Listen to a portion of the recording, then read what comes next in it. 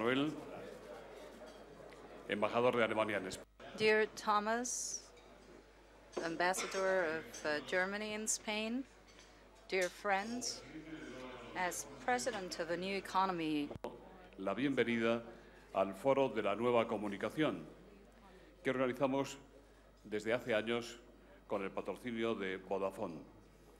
Hoy tenemos la especial satisfacción de recibir al presidente y consejero delegado de uno de los grupos de comunicación más importantes del mundo y el primero de Europa. Recibimos al doctor Thomas Rabe y tenemos la gran satisfacción de que haya aceptado presentarle don José Manuel Lara, presidente del Grupo Planeta y de Antena 3, al que nos gusta ver una vez más y tan bien de salud. La tribuna es suya.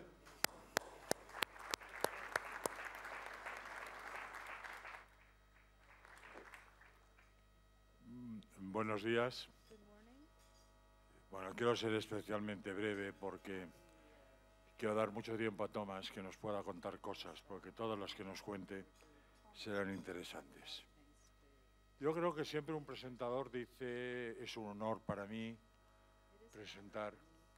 Yo quiero decir más que eso, para mí es un honor, es una diversión, es una ilusión, es un cariño y afecto presentar a Tomás Rabe. En primer lugar, porque desde que tengo uso de razón profesional, yo he vivido con Bertelsmann. En los años 80 y 90, entre directivos de Bertelsmann en España, Hans von Freiber, Manfred Grebe, inventamos hasta una palabra. Inventamos la palabra competidor, que era una mezcla de colaborador y competidor, porque estábamos compitiendo duramente.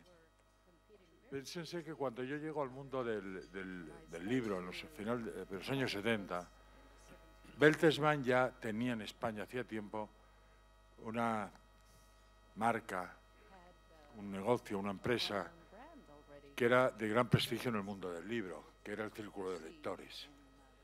Y ya empezamos nosotros, bueno, ya no nosotros, ya cuando yo llegué, Planeta y Círculo ya colaboraban en muchas ediciones, muchas.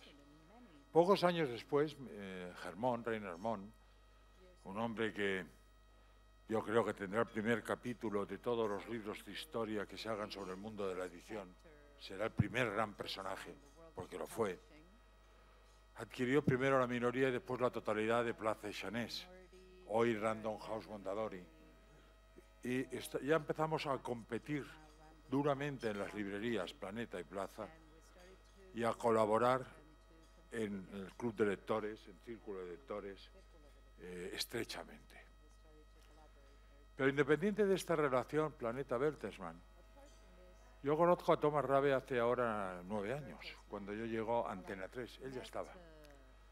RTL era en aquel momento accionista de Antena 3, tenía 2 representantes en el Consejo, uno de ellos era Nicolas Taverneau, que todavía está, presidente de M6, la televisión francesa del grupo RTL, y el otro era Thomas Rabe, que era el director, creo, el CFO, el Chief Financial Office, el director financiero de RTL, que era mayoritaria, creo en aquel momento, poco después 100% propiedad del grupo Bertelsmann. Y allí pues empezamos a vernos como mínimo una vez al mes en los consejos. Allí empezamos a plantear una relación estrecha de primero y segundo accionista en Antena 3 y a desarrollar un acuerdo que llegamos rápidamente en pocas horas en el momento de nuestra entrada. Y fue un acuerdo creo que muy fructífero para ambas partes y allí conocí a un gran profesional y un caballero a la hora de los acuerdos.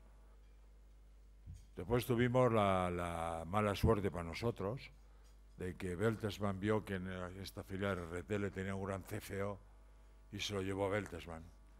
Digo mala suerte porque entonces cambiaron su representante en nuestro consejo y a partir de ahí las reuniones mínimas mensuales del consejo ya no eran todos los meses.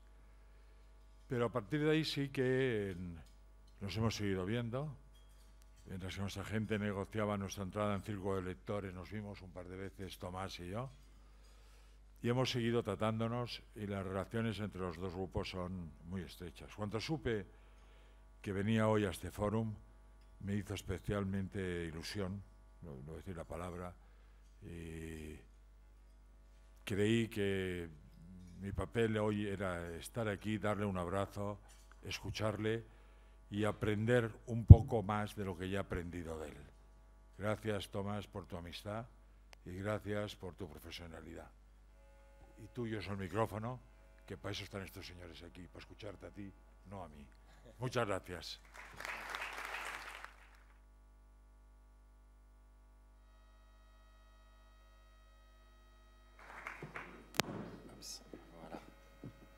Right. Muy bien. José Luis, José Manuel, muchísimas gracias por vuestras amables palabras de presentación.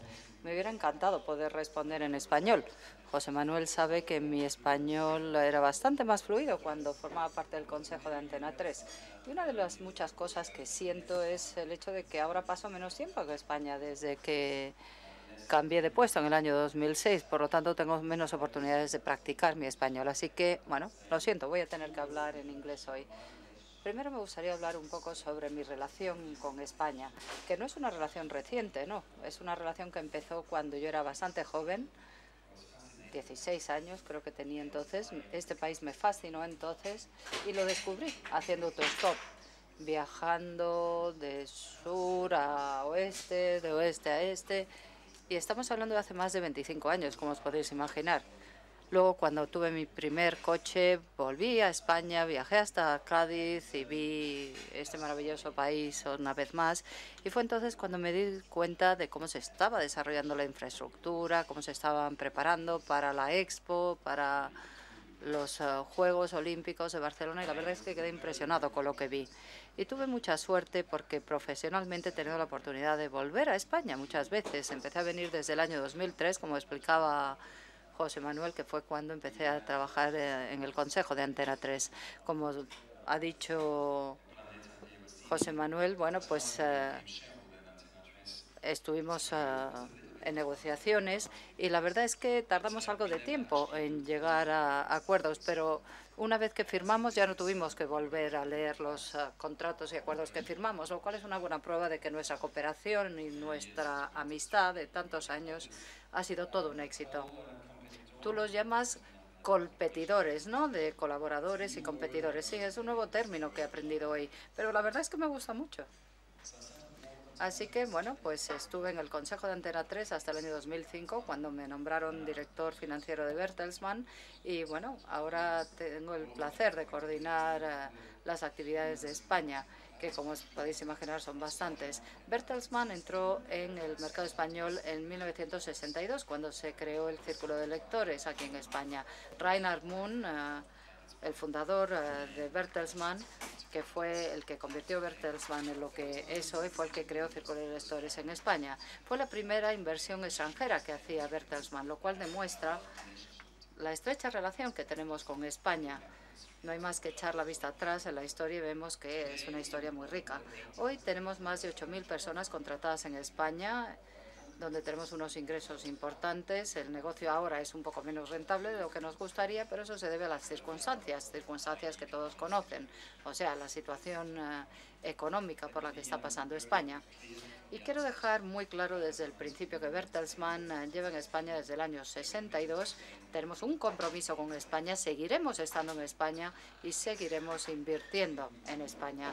Creemos en las perspectivas a largo plazo de este país, creemos que las reformas que está realizando el actual gobierno son necesarias y les puedo decir que por la experiencia alemana, que es que les sirve el ejemplo, bueno, pues muchas de estas reformas tardan tiempo en dar efecto. O sea que lo único que les pido es que tengan paciencia. Ya sé que es duro en una situación económica como la actual, con paro tan alto, pero desgraciadamente estas reformas estructurales son necesarias para la recuperación de este país, aunque no tengan efecto estas reformas de la noche a la mañana. Hay que ser realistas. Lo que intentaré hacer hoy va a ser compartir con ustedes mi opinión sobre Bertelsmann, pero no solamente desde el punto de vista de Bertelsmann, sino desde mi punto de vista personal, de nuestra agenda estratégica, los retos a los que se enfrentan los medios de comunicación y cómo nos proponemos abordar estos retos en los años venideros. Bertelsmann, como decía José María, es la empresa de medios de comunicación más importante de Europa. Tenemos una cartera muy amplia, desde televisión, producción de televisión, servicios business to business, edición de libros, de revistas, música y, más recientemente, también educación. Bertelsmann es una empresa privada, propiedad de la Fundación Bertelsmann. La Fundación Bertelsmann está aquí en España. Tenemos 177 años de historia, lo cual me parece que es mucho. Y cuando vemos a nuestros competidores, Facebook, etcétera, pues nos damos cuenta de que nuestros competidores son bastante jóvenes, aunque tengan mucho éxito, es verdad, a pesar de lo que ha ocurrido con la salida a bolsa de Facebook esta última semana. Cuando me nombraron presidente y consejero delegado de Bertelsmann, bueno, fue muy importante para mí. Y en ese momento tuve dos opciones. Una opción hubiera sido decir, bueno, llevo trabajando en esta empresa 10 años, 11 años, la conozco bien, sé qué es lo que hay que hacer y mi estrategia es tal, la voy a comunicar y ya está. Pero decidí hacer algo muy diferente. Lo que decidí hacer en ese momento fue realizar o entablar un diálogo a nivel de todo el grupo, involucrando a más de 400 directivos a todos los niveles, iniciando una conversación sobre la situación de Bertelsmann, dónde estamos en ese momento, dónde queríamos llegar, para hablar de la cultura de Bertelsmann, de cómo utilizarla y mejorarla, ¿no? Y os puedo decir que fue una de mis mejores decisiones desde que me convertí en consejero delegado, porque me dio acceso no solamente al enorme conocimiento que tenemos en nuestra empresa, el conocimiento que tiene cada organización, lo único que hay que hacer es aprovecharlo. Y para eso, claro, no te puedes sentar en tu torre de marfil esperando que te llegue la información al despacho, no. Hay que dirigirse a la gente y hablar con la gente, ¿no? Así que tuve toda una serie de diálogos y conversaciones y lo importante no era solamente hablar o establecer un diálogo, sino sobre todo saber el estado de la empresa, definir cuáles eran los problemas y oportunidades y tomar una serie de medidas o decisiones. Una cosa es la estrategia, una cosa es la financiación, pero yo creo que para que una empresa tenga éxito a largo plazo, hay que tener en cuenta otros factores como la cultura, la manera en que la gente trabaja, cómo la gente colabora y sobre todo un sentido de meta, de objetivo. ¿Cuál es el objetivo de nuestra empresa y qué contribución puede hacer nuestra empresa a la sociedad y a nuestros clientes? Porque eso es sumamente importante. Así que identificamos una serie de cosas a partir de ese diálogo y decidimos tomar una serie de medidas para mejorar la situación de Bertelsmann, cosa que yo creo que es una necesidad absoluta para poder poner en marcha con éxito cualquier estrategia. Hay otras dos cosas importantes que hice desde el principio. Como he dicho muchas veces, a nivel interno y externo, yo creo firmemente en crear equipos diversos. Y siempre lo digo de manera muy directa, voy a repetirlo. Yo no creo que una empresa de medios internacional deba ser dirigida por 6 señores alemanes. No creo que eso pueda funcionar, porque somos una empresa internacional, tenemos empleados en muchos países del mundo, nuestros clientes son hombres, mujeres de distintas nacionalidades y, por lo tanto, creo que la estructura del Consejo de Dirección, o sea, los que toman decisiones en la empresa, esa estructura debe reflejar esa diversidad. No solamente porque sea algo de moda ahora el tema de la diversidad, sino porque es algo importante. Y lo que hicimos fue crear un comité de dirección compuesto por 13 miembros de 6 nacionalidades, 4 mujeres de entre 32 y 65 años. Es el grupo de dirección más diverso que encontraréis en los medios de todo el mundo. Y os puedo decir que funciona muy bien. Las primeras reuniones que hemos tenido han sido fantásticas porque tienes acceso a perspectivas muy diferentes, gente con antecedentes y culturas muy distintas. Yo realmente se lo recomiendo a cualquiera que pueda hacer algo similar, ¿no?, en sus consejos de dirección. Hablando ahora de Bertelsmann y lo que yo describiría como nuestra posición, bueno, nuestra empresa está muy bien situada, financieramente hablando, nuestra rentabilidad es alta, los márgenes del año pasado se acercaron a niveles récord, nuestro cash flow es muy sólido, tenemos poca deuda, las agencias de rating han aumentado nuestra calificación en los últimos años, o sea que esto puede ocurrir, aunque uno tiene la impresión de que cuando leemos los periódicos financieros parece que las empresas de rating solo bajan la calificación de las empresas. Pues nosotros no. Conseguimos tener una calificación muy buena. Nuestra posición en los mercados es muy buena gracias a nuestro éxito, al éxito de nuestros negocios y de nuestros creativos de todo el mundo. Pero desgraciadamente afortunadamente, teniendo en cuenta esta cartera tan diversificada y los distintos negocios en los que hemos invertido, a pesar del entorno macroeconómico negativo, seguimos teniendo muy buenos resultados, incluso este primer trimestre del año en curso. Y la pregunta que uno se podría plantear, ¿por qué cambiarlo todo si todo parece que va tan bien? Bueno, yo creo que cuando las cosas van bien es cuando hay que plantearse cambios, cuando hay que pensar en qué hacer a continuación, cuando hay que pensar en quién debe ser la empresa y plantearse la situación dentro de varios años. Pero ahora hablemos de nuestros resultados. El crecimiento de buenos beneficios, bueno, el año pasado fue de un 1,5%, lo cual no es suficiente. Y no hablamos solo del año 2011. Esta ha sido la situación media de los últimos 5 años. Por lo tanto, tenemos un problema de crecimiento claro en cuanto a beneficios. Y esto se puede explicar fácilmente. Es que no suelo subirme a estos estados, discúlpenme. Como soy muy alto no necesito subirme a ningún estado, la verdad. Pero bueno, las razones son evidentes, ¿no? Aunque la gente no suele tenerlo en cuenta y por lo general intentan ignorarlo. El hecho es que Bertelsmann, como empresa internacional, es sobre todo europea. Un 80% de nuestros ingresos vienen de Europa. Y no tiene nada de malo, porque a mí Europa me encanta vivir en Europa. Pero desgraciadamente Europa, por muchas razones, incluidas las demográficas, pero también la deuda soberana, la presión sobre los sistemas de bienestar, etcétera, Europa no va a ser la región del mundo que más va a crecer en los próximos años y en las próximas décadas. Es un hecho, hay que aceptarlo. La primera razón por la que hemos tenido bajo crecimiento de los beneficios es porque en Europa tenemos un 80% de nuestros ingresos, o por otra parte que tenemos medios tradicionales, lo cual no tiene nada de malo, pero claro, los medios tradicionales no crecen tanto como los nuevos. Y otra explicación de este crecimiento orgánico relativamente bajo es que a pesar de que tenemos negocios que han ingresado 5.000 millones de euros en los últimos años y a pesar de haber hecho recortes en nuestra cartera en el último año para reforzarla, algunos de nuestros negocios siguen sufriendo un declive estructural. La deuda la tenemos bien controlada, como ya he dicho, pero la capacidad de inversión de nuestra empresa no es tan buena como nos gustaría y como sería necesario para poner en práctica la estrategia de Bertelsmann.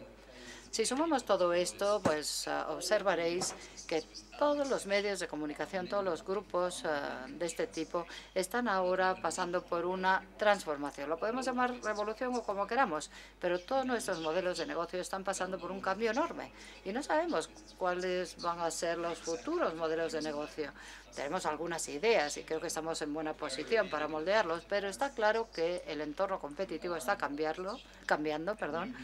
Los nuevos competidores que están entrando en el mercado nos afectan, Amazon, etcétera, y esto es algo que tenemos que tener en mente. O sea que esta es nuestra posición de partida. Y sobre esta base yo he definido 4 prioridades para Bertelsmann de cara al futuro, que forman parte de nuestro proceso estratégico. Y bueno, primero queremos reforzar nuestro núcleo, nuestro negocio, ¿no? Tenemos que invertir en creatividad y tenemos que mantener la sustancia creativa de nuestros negocios, porque esa es la base de todo lo que hacemos. Y esto es muy importante porque es muy fácil optimizar los beneficios a corto plazo de una empresa dejando de invertir en creatividad, pero eso no va a dar resultados a largo plazo, sino que al final nos afectará negativamente y nos hará pupa a largo plazo. O sea que Bertelsmann ha dicho claramente que queremos invertir en creatividad, que no estamos pensando en optimizar beneficios a nivel trimestral, no, queremos crear valor a largo plazo. Una cosa muy importante en este contexto, y es un tema del que se habla mucho en Alemania y en el resto de Europa, es cómo en esta nueva situación tan frágil podemos proteger nuestra propiedad intelectual, nuestros derechos de propiedad intelectual, cómo podemos proteger nuestra producción creativa, ¿no? Una cosa que es absolutamente necesaria para ello es educar a todo el mundo, incluido a los jóvenes, ¿no?, sobre el valor que tiene la creatividad, la necesidad de proteger la creatividad y compensar y remunerar la creatividad, ya que si no lo hacemos, la creatividad al final bajará y todos sufriremos. Por otra parte, hemos dejado muy claro que el sector de los medios, el sector creativo en general, desempeña un papel muy importante a nivel macroeconómico, prácticamente en todas las economías, desde el punto de vista del empleo, pero también desde el punto de vista de la creación de valor. Lo que ciertamente haremos como Bertelsmann, y estoy seguro que muchos estarán de acuerdo con nosotros, va a ser fortalecer nuestra política de medios de comunicación. Tenemos que dejarla clara de cara al futuro, aumentar nuestra cuota de voz y tendremos que asegurarnos de que las nuevas reglas que están creando los reguladores sean compatibles con los negocios y nuevos modelos de negocio que estamos desarrollando. Estos marcos que se están creando, la cantidad de dinero que gastan Facebook y Google en hacer lobby supera muchísimo lo que hace empresas como Bertelsmann. O sea que en este sentido tenemos que hacer que nuestra voz se oiga, ¿no? La segunda prioridad estratégica es la transformación digital de nuestros negocios. Y es una realidad. Si es una realidad, entonces tenemos dos opciones. Una es adaptarnos a esta transformación digital y otra es intentar ignorarla. Pero si lo ignoramos, nos va a salir caro. Nosotros creemos que es importante, tenemos una visión positiva de lo positivo que puede aportar esa transformación digital, transformando nuestros negocios, invirtiendo en nuevos modelos de negocio. Para ser sinceros, estamos haciendo muchos progresos. Si pensamos en la televisión, por ejemplo, la cantidad de trabajo que se ha hecho en el mundo de la televisión, creando familias de canales, beneficiándonos de la digitalización del espectro y de las señales, trabajando en otro tipo de plataformas, por ejemplo, vídeo bajo demanda, televisión en YouTube, otras plataformas, etcétera. Esto proporciona grandes oportunidades, no solo en los países donde ya estamos, sino como base para entrar en otros países donde no estamos ahora y que hasta ahora estaban cerrados a Bertelsmann. Y en cuanto a la edición de libros, en particular, cuando hablamos de la situación americana de Estados Unidos, vemos que la transformación digital ya es una realidad. Y no es una realidad pequeña, sino muy grande. Más de un 20% de los libros que se venden en Estados Unidos son electrónicos. Y esta cantidad está aumentando muchísimo. En el caso de algunos libros, bueno, el porcentaje es incluso del 50% o más. Una vez más, ¿es esto positivo o negativo? Bueno, es demasiado pronto para decirlo, incluso en Estados Unidos, porque no sabemos cómo va a afectar todo esto a los precios de libros electrónicos. No sabemos cuál va a ser el entorno dentro de poco, qué va a pasar con la competencia con Amazon, qué va a pasar, si va a pasar algo positivo como con iTunes en Apple, ¿no?, con la música. Pero por el momento nos estamos beneficiando de la transformación digital. Existen los llamados dividendos digitales porque los costes de distribución, producción y manipulación son menores. Y en nuestro negocio de revistas, para ser sinceros, esta transformación digital está menos claro. Es un fenómeno, además, que no solo europeo, sino mundial, y hemos avanzado bastante con aplicaciones para revistas electrónicas, etcétera. Y estamos intentando identificar, por ejemplo, oportunidades verticales, ¿no? Y ya estamos empezando a hacer algo en algunos países. Tenemos también un servicio B2B, una empresa que está convirtiéndose en un proveedor de servicios digitales, sobre todo para comercio electrónico y también para distribución de software electrónica y cosas así. O sea que realmente hay muchas oportunidades, como pueden ver, en el campo digital. Y una cosa que tenemos que abordar, igual que otras empresas tradicionales de medios, es mejorar nuestras competencias en informática y en tecnología. Yo tengo 46 años y la verdad es que yo no he crecido con Internet, y lo mismo se puede decir de mucha de la gente que está en esta sala. Pero somos los que tomamos decisiones en nuestras empresas sobre el futuro de nuestros negocios y demás, ¿no? Y para poder tomar decisiones bien informadas y entender lo que nos dicen nuestros empleados más jóvenes, tenemos que mejorar nuestra cualificación tecnológica. Por eso estamos creando lo que yo describo como un campamento veraniego de tecnología. Y todos los altos directivos, incluido yo, vamos a ir a ese campamento de verano. Y estoy seguro que será muy útil. Va a ser divertido, aprenderemos y tendremos más información y conocimiento sobre la tecnología y las oportunidades que ofrece la tecnología.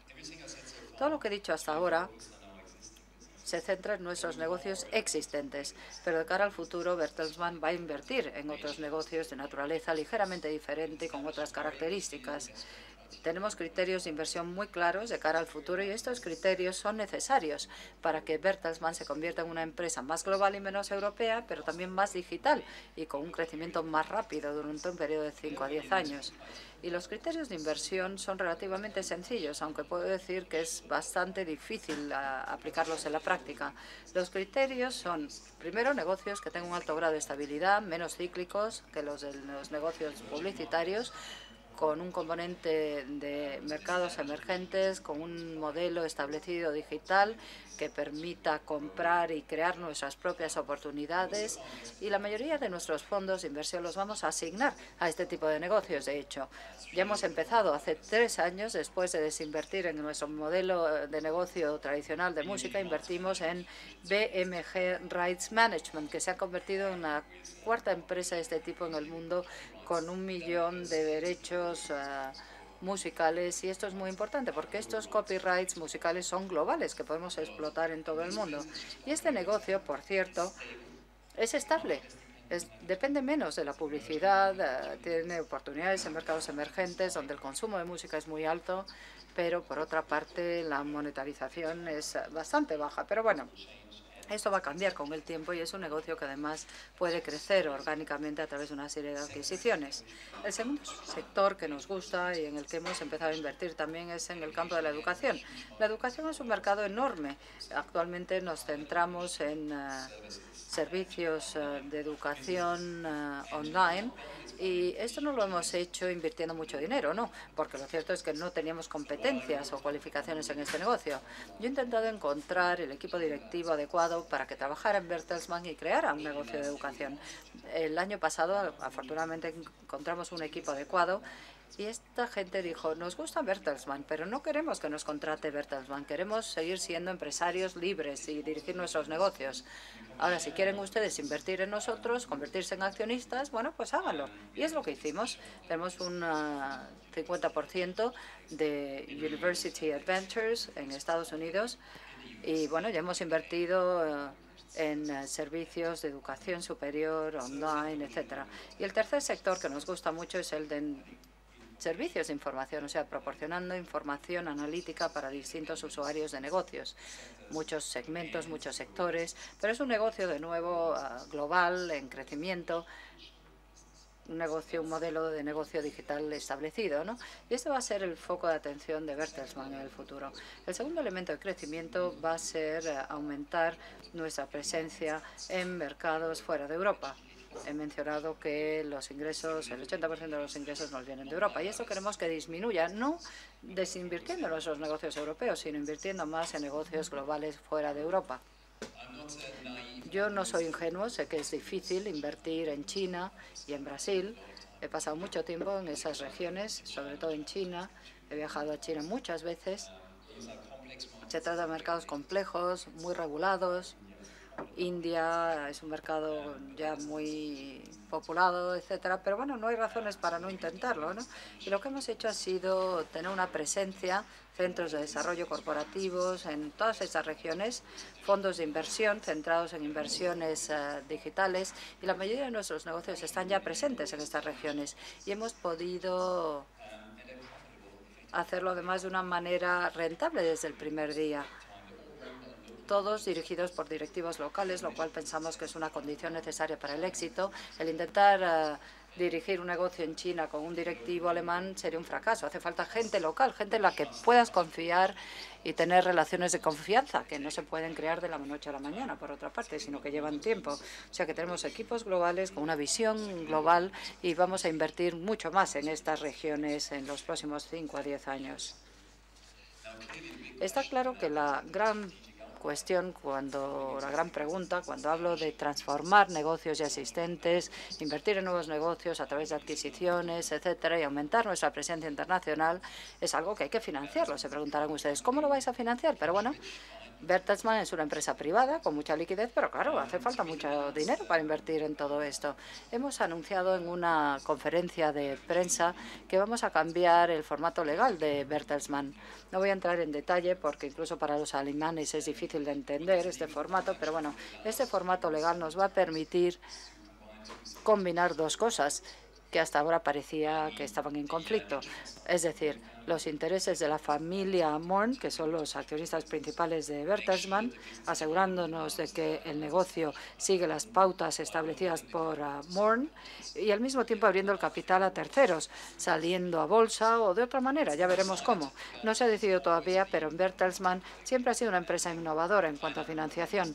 Reinhard Mundt, cuando creó esta empresa en los primeros años, siempre estaba falto de capital, igual que ocurre con muchas empresas privadas, pero siempre encontraba una manera de identificar dónde había dinero, ya sea con private equity o con otros socios. Estoy seguro que seguiremos siendo innovadores en el futuro en cuanto a financiación.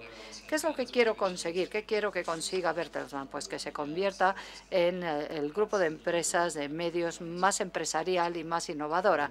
Quiero que Bertelsmann se abra a nuevas alianzas como las que tenemos aquí en España con el Grupo Planeta y con Mondadori, pero también alianzas con empresarios que se dirijan a Bertelsmann porque tengan ideas de negocios que quieran poner en práctica y para las que necesiten un socio con capital, pero que al mismo tiempo tenga la capacidad y los recursos necesarios para ayudar a estas empresas a crecer más rápidamente y desplegarse o extenderse o expandirse internacionalmente. Yo creo que es algo interesante, va a ser un viaje interesante este en el que nos estamos embarcando ahora. El ambiente es muy positivo, la gente está deseando que ocurra este cambio, aunque no va a ser un cambio fácil, ni tampoco se va a lograr de la noche a la mañana, sino en 5 o 10 años, y está claro que mis resultados se medirán de esta manera, ¿no? Yo creo que Bertelsmann no sea solamente una empresa de éxito, sino un lugar estupendo donde la gente quiera trabajar, un lugar divertido en el que trabajar. Muchas gracias y ahora si tienen preguntas estaré encantado de contestarlas.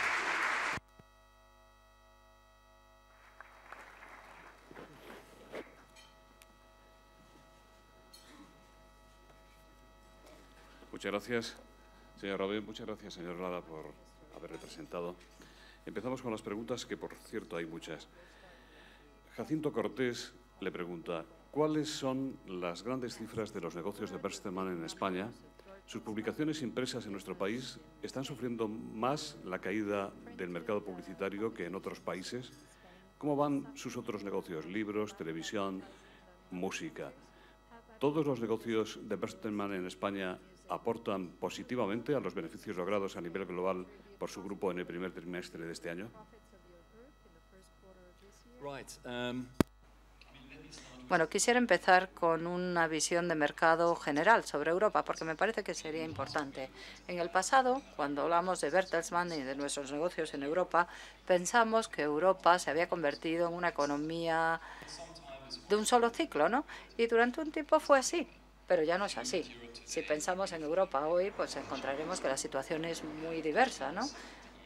Está el norte de Europa, el este de Europa, el sur, y las condiciones y los ciclos económicos son muy diferentes, no solo para Bertelsmann, para cualquier empresa o negocio. Si nos fijamos en los 3 o 4 primeros meses del año 2012, bueno, en Alemania la televisión, la publicidad en televisión ha bajado mucho. En revistas ha bajado también bastante. O sea que parece que este ha sido un paso. Perdón, hay mucha publicidad en televisión y menos en revistas. Y esta tendencia se está acelerando cada vez más. Nuestro negocio de edición de libros es relativamente estable en Alemania y bastante rentable. El negocio de las revistas ha bajado. En Europa Central y del Este, francamente, los países donde hemos invertido y que conocemos bien, pues tenemos una situación macroeconómica muy difícil y por lo tanto ha habido una caída muy importante de la publicidad, y lo mismo se puede aplicar al sur de Europa. Eso lo sabrán ustedes mejor que nadie, en España en particular. Si vemos algunos segmentos de mercado y los comparamos con antes de la crisis, han bajado más de un 50%. Y creo que no hace falta que explique qué significa esto, ¿no? España continúa para Bertelsmann siendo uno de los países más importantes en cuanto a contribución a beneficios, aunque bueno, los beneficios han bajado mucho, a pesar de los esfuerzos enormes que han hecho nuestros compañeros aquí en España para reducir costes. Y como mencioné antes, en mi ponencia, yo creo firmemente que se pueden recortar gastos hasta cierto punto, optimizar procesos hasta cierto punto, porque si cortas demasiado y empiezas a cortar músculo, pues el negocio creativo se va a resentir. Y en España, si creemos en la recuperación de España, pues hay que aceptar esas pérdidas o esa baja rentabilidad, pero sin cortar demasiado los gastos, ¿no? Bertelsmann, afortunadamente, gracias a su solidez financiera y su alta rentabilidad fuera de España, pues se puede permitir hacerlo. Así que mi mensaje muy claro a todos los negocios aquí presentes y al resto de los negocios que están sufriendo ahora de este entorno económico es que hagan ustedes los recortes necesarios, pero no se pasen porque si no acabaremos pagando después de la crisis. O sea que el negocio en España, como digo, sigue siendo rentable, pero está claro que no a los mismos niveles de hace 3 o 5 años, ¿no? José Antonio Alonso le pide algún detalle más sobre el cambio de denominación legal y de forma jurídica que ustedes pretenden llevar a cabo el mes próximo. Le pregunto también si podría haber canje de acciones entre Bertelsmann y, por ejemplo, el Grupo Planeta, con el que ya tienen ustedes buenos negocios en común, y si realmente van a afrontar ustedes a corto plazo la salida a bolsa, hasta ahora un tema tabú en Bertelsmann.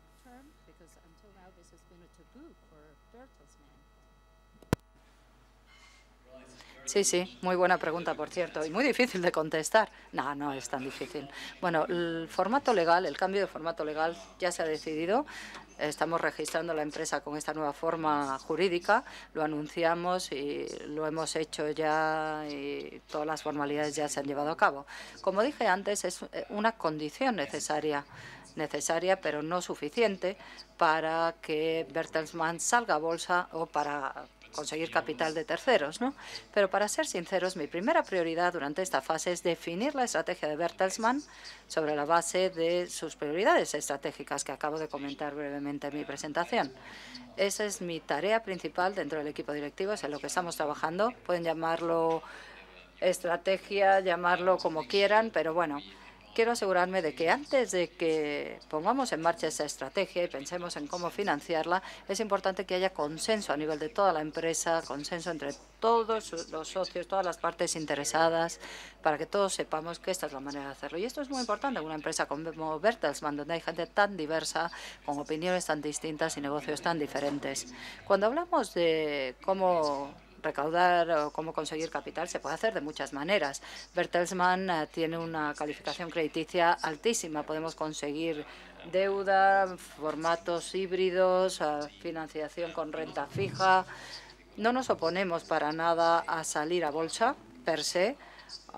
De hecho, tenemos empresas colaboramos con empresas que cotizan en bolsa. Antena 3, por ejemplo, que es una de nuestras participaciones minoritarias más importantes, es una empresa que cotiza en bolsa, ¿no? Y hay muchas otras empresas que lo hacen. Bertelsmann, además, es una empresa orientada al mercado de capitales que cumple todos los requisitos necesarios en cuanto a publicación de informes, gobernanza, etcétera. El único elemento de financiación que hemos utilizado hasta la fecha ha sido acciones con derecho a voto, a nivel de Bertelsmann me refiero. Mi opinión, aunque es una opinión muy preliminar, es que sería un error que Bertelsmann, con su formato actual, saliera a bolsa. Creo que en la primera fase probablemente lo que haremos será conseguir capital privado y ese capital privado se utilizará para poner en práctica la estrategia que he explicado e invertir en nuevos negocios. Y una vez que hayamos transformado o empezado a transformar la empresa, de la manera en que he explicado, yo creo que ya tendremos una base sólida que podrá ser la base para salir a bolsa. Pero estamos hablando de dentro de 3-5 años, no estamos hablando de nada inminente, ¿eh? Alicia Cuesta le pregunta, señor Rabe, ¿cómo ve usted la piratería en Internet? ¿Cree que es acertada la política del gobierno español actual en relación con la copia privada y la anulación del canon digital? El escritor Javier Sierra dice, usted ha hablado de la importancia que tiene proteger la creatividad y el creador. ¿Tiene Bertelsmann en sus planes ayudar a desarrollar leyes internacionales para combatir la piratería?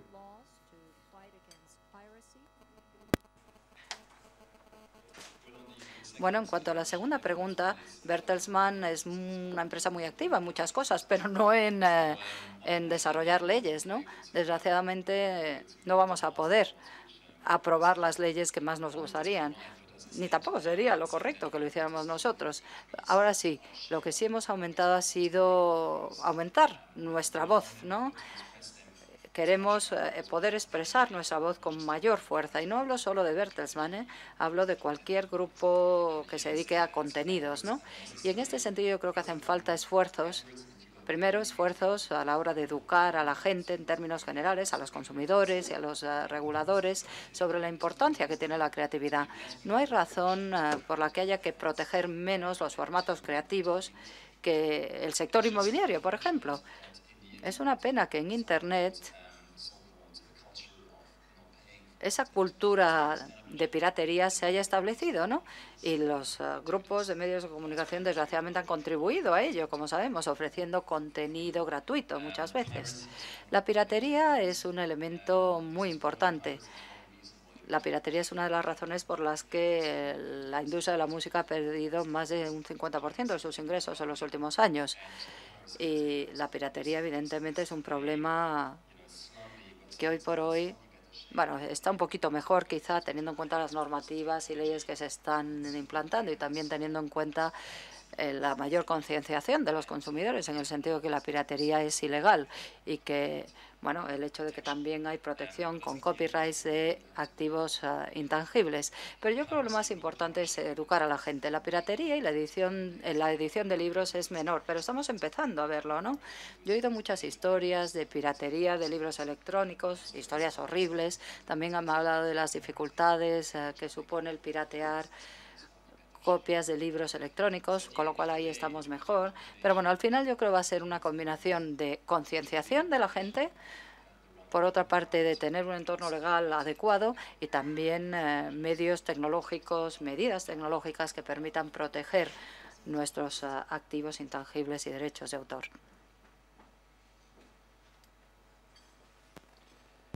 David Ruiz Grosso, de Ernst & Young, le pregunta cuáles son las principales estrategias o acciones del grupo Bertelsmann para la monetización del tráfico digital en un entorno en el que se considera que los contenidos en Internet son y deben ser gratis. Sandra Tobar le pregunta, ¿opina que los medios impresos acabarán desapareciendo? José Manuel González Huesa dice, el futuro de las páginas web de los periódicos en Europa pasa por cobrar alguna cantidad a los usuarios, en su opinión. ¿Cómo puede salir de esta situación la prensa?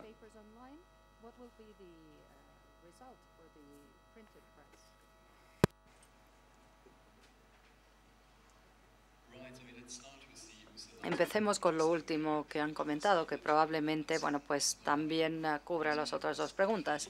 Los periódicos, está claro que se han resentido, han sufrido mucho en los últimos años por distintas razones, entre ellas el contenido disponible gratuitamente en Internet. Yo no creo que haya un modelo de negocio de muros de pago desarrollado totalmente. Hay algunos medios que tienen muros de pago, como el Financial Times, el New York Times, el Economist, pero están todavía en fase de pruebas. Hemos visto algunos resultados positivos iniciales, pero no está claro si estos modelos van a funcionar realmente o si este muro de pago va a ser duro, blando o algo entre medias, y cómo se van a poder evitar estos muros de pago, si la gente va a comprar periódicos impresos en combinación con el formato electrónico. Bueno, todas estas cosas están todavía, digamos, en pañales, ¿no? Están todavía en fase de ensayo y error. Y, por lo tanto, no puedo dar una respuesta clara.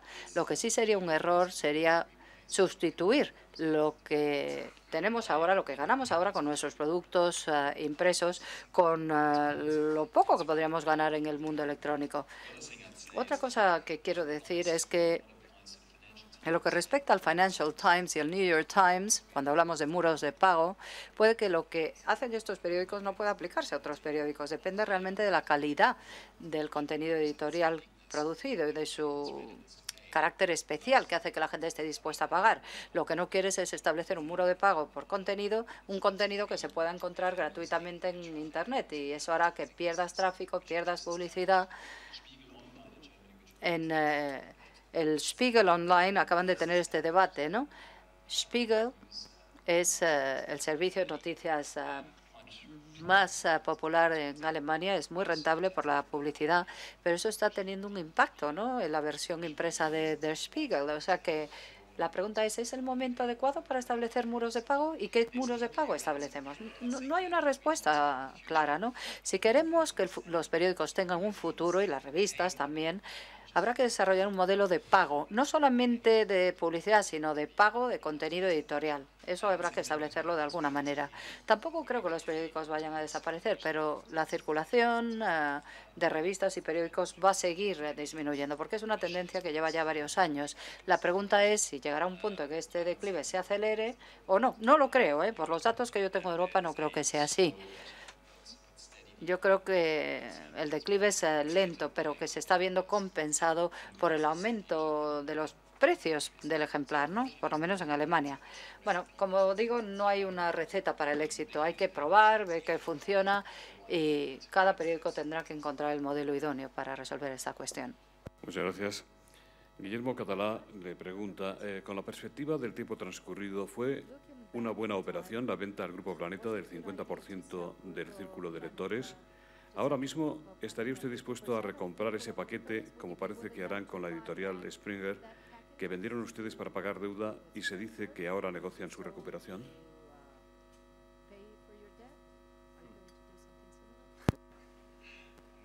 No vamos a hacerlo. Como hemos explicado y como José Manuel explicó, somos socios, somos colaboradores, somos amigos. Y esa joint venture entre Bertelsmann, Planeta y Círculo de Lectores funciona muy bien. Y encima en un entorno económico muy difícil. O sea que no tenemos ningún plan de deshacer esta alianza. Nuestro plan es todo lo contrario, seguir reforzando y fortaleciendo esta alianza. La otra pregunta es de Springer, que vendimos en el año 2003. Bueno, es un negocio potencialmente interesante, como he dicho en público en el pasado, porque cumple todos los requisitos de inversión que nosotros hemos definido. Es un negocio global, digital, que está creciendo rápidamente, relativamente estable, con pocos elementos de ciclicalidad, basado en contratos a largo plazo, o sea que tiene pocas amenazas, ¿no? Pero en términos generales, como digo, nos gusta. Lo vendimos en el pasado, entonces era un negocio muy diferente. Debo decir que los actuales dueños lo han convertido en algo mucho más rentable, por otra parte. También me preguntan, señor Rabe, sobre qué áreas geográficas y países va a centrar usted su estrategia de crecimiento y de expansión, Sudamérica, Asia. ¿Hay buenas perspectivas económicas y de seguridad jurídica suficiente en países emergentes? ¿Crecerá allí a base de compra de otras compañías o desde el punto cero?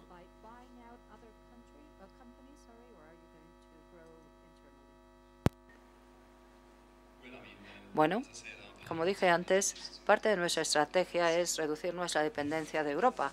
Y esto lo vamos a hacer no desinvirtiendo en negocios en Europa, sino invirtiendo más fuera de Europa en los próximos años.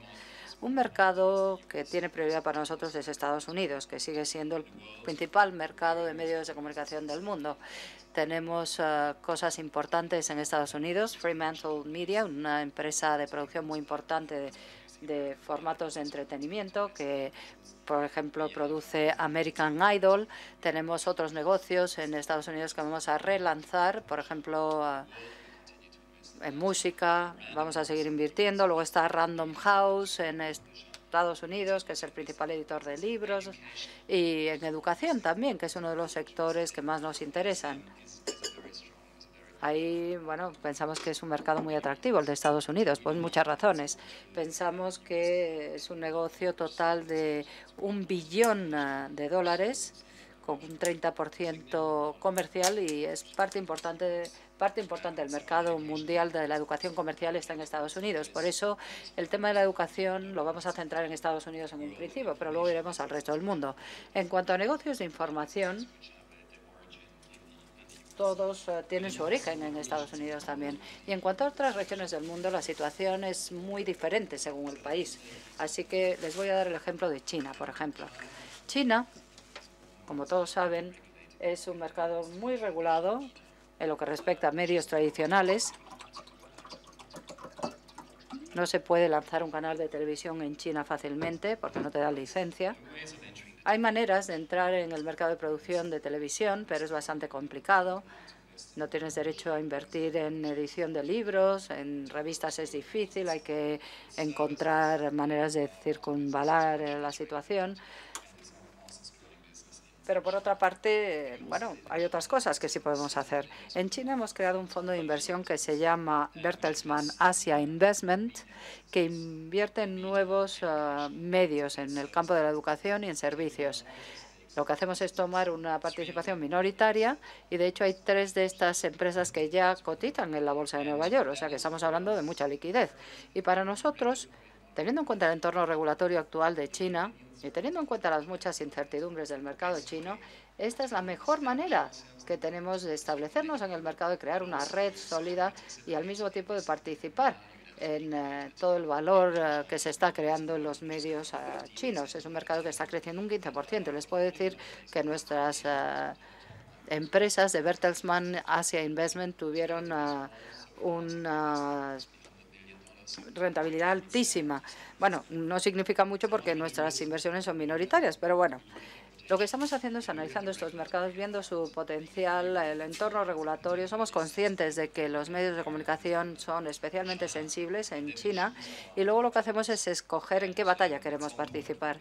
Y bueno, llegará un momento en que haremos inversiones mucho mayores en estas 3 regiones, China, India y Brasil, pero solamente invertiremos en aquellos casos en que tengamos más confianza, cuando tengamos los equipos directivos más establecidos y el entorno regulatorio sea más abierto. Usted dice con frecuencia, lo he dicho esta mañana también, que Bertelsmann debe volverse más digital y debe tener una base de crecimiento más amplio. Raúl Roberato le pregunta por la velocidad en la que están acometiendo ustedes la transformación digital, especialmente en Europa, dónde está siendo más avanzada y más rápida. Y Carlos Salas le pregunta si tienen ya definido el modelo de negocio para el año 2020. Ojalá lo tuviera definido, pero bueno, eso sería mera especulación. En lo que respecta a la transformación digital, está claro que dependerá del negocio, ¿no? En televisión, por ejemplo, por dar un ejemplo evidente. En cierto modo, la transformación digital en la televisión ya ha tenido lugar. Si pensamos en el entorno de DTT en España, por ejemplo, cuando entré en el Consejo de Antena 3 tenemos un canal. Ahora Antena 3 tiene una familia de canales de televisión gracias a la televisión digital terrestre, ¿no? A la TDT. Esta digitalización y esta fragmentación ocurrió mucho antes en Alemania debido a la distribución digital y por cable. O sea que en el caso de la televisión ya tenemos mucha fragmentación gracias a la digitalización. El siguiente paso va a ser la televisión diferida y el vídeo bajo demanda, que es una gran oportunidad.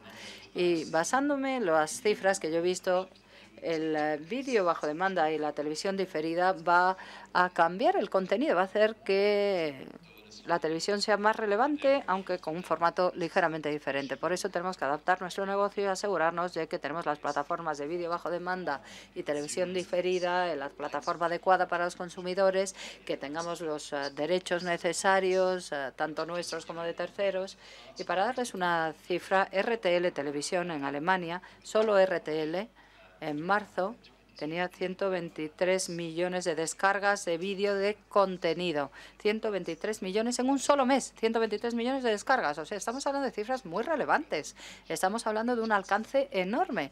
Y ese alcance se convertirá en un momento dado en ingresos, ya sea por suscripción, por publicidad o una combinación de ambos. Y Random House, el crecimiento de libros digitales del año pasado, más de 40 millones de libros electrónicos vendimos el año pasado, bueno, pues es algo muy importante. Y en comercio electrónico nos estamos beneficiando mucho de las plataformas de comercio electrónico gracias a la explosión, el crecimiento que se ha producido ahí, ¿no? O sea que estamos ya haciendo esa transformación digital, pero la respuesta es compleja en el caso de Bertelsmann, porque como hemos invertido en tantos negocios diferentes, en tantos países distintos, por ejemplo, en educación, lo que estamos haciendo no hubiera sido posible sin una propuesta online, sin una propuesta digital, porque estamos hablando de educación digital, electrónica, y hay cosas que solamente permite la nueva tecnología y que no serían posibles sin ella. Por eso yo creo que estas oportunidades son oportunidades positivas, las de la transformación tecnológica. Fernández Arribas, ¿cree usted, señor Rabe, que la publicidad tendrá un precio mayor en Internet cuando la crisis permita recuperar la publicidad o no llegará nunca al precio de la prensa escrita?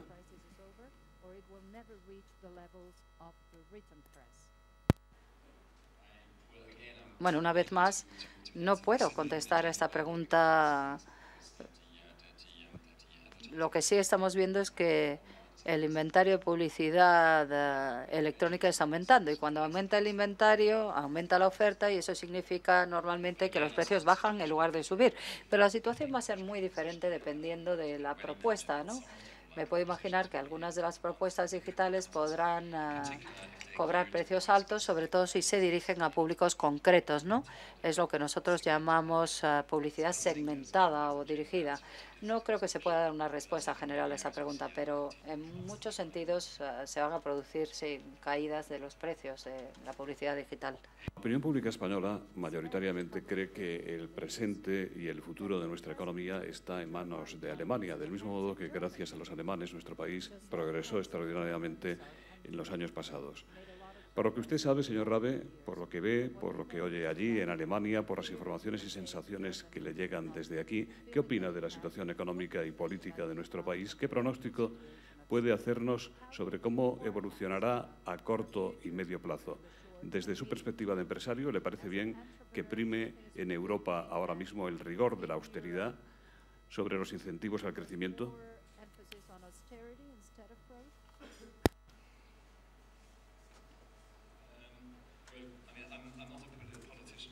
Yo no soy político, afortunadamente, pero como todos me veo afectado por las decisiones políticas y por eso me interesan estos temas.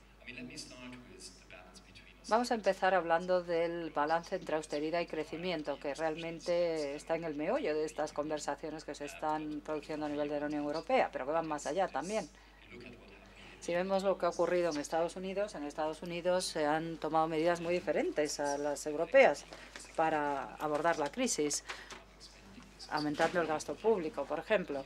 También una visión general de que si se intenta reducir el déficit presupuestario expresado en términos del PIB en más de 2 puntos por año, pues eso estrangula la economía. Y creo que esto es algo que todo el mundo acepta, ¿no? Y es la visión que tienen los principales economistas de Goldman Sachs. Y esto demuestra claramente que Europa tiene que encontrar un equilibrio entre austeridad, reformas estructurales y también inversiones. Creo que el equilibrio actual se va a ajustar por las presiones, porque hay presiones políticas y de otro tipo, ¿no? Y cada vez se reconoce más que la austeridad por sí sola, el ver la situación de Grecia y también la de España hasta cierto punto, no va a funcionar por sí sola. Y otra cosa que yo diría es que, más allá de la economía, yo creo que es inaceptable que Europa, en términos generales, bueno, no solo Alemania, sino cualquiera en Europa, es inaceptable tener el paro que tenemos en Europa. Y socialmente, bueno, no es aceptable, creo. Y, por lo tanto, algo importante habrá que hacer con respecto al desempleo. Yo creo que el Estado tendrá que jugar un papel importante ahí. Ese equilibrio entre reformas estructurales, austeridad, inversión en crecimiento, habrá que ajustarlo, reajustarlo y creo que se hará, creo que ocurrirá. Y creo que Alemania va a desempeñar un papel positivo en este sentido. En cuanto a las perspectivas económicas, es difícil de prever, la verdad. He hablado de esto con algunos de vosotros ayer y hoy también. Y he leído también el último informe del Economist antes de venir aquí. Y inmediatamente nos encontramos con dos problemas. Grecia, las elecciones de Grecia y cómo va a afectar al sistema financiero europeo. Y si va a afectar a Europa y España y Portugal. Y luego está la estabilidad del sector bancario español, que está estrangulando la economía, sobre todo las pymes, ¿no? Estos temas habrá que resolverlos rápidamente. Es lo que yo entiendo, ¿no? Viendo la situación en las empresas, podemos ver la caída de la economía.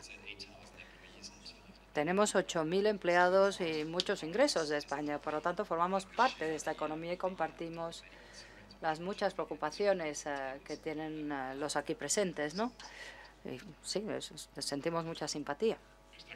Usted, señor Rabe, es el protagonista de este desayuno informativo, pero le pido que comprenda y nos autorice que le hagamos una pregunta al señor Lara. Ha venido desde el público. Dice, aprovechando la presencia del señor Lara, ¿alguna novedad sobre la fusión de Antena 3 con La Sexta? ¿Preocupa en su grupo la demora en la resolución de las autoridades de la competencia? Bueno, no novedad ninguna. Estamos en competencia, como muy bien indica el que pregunta.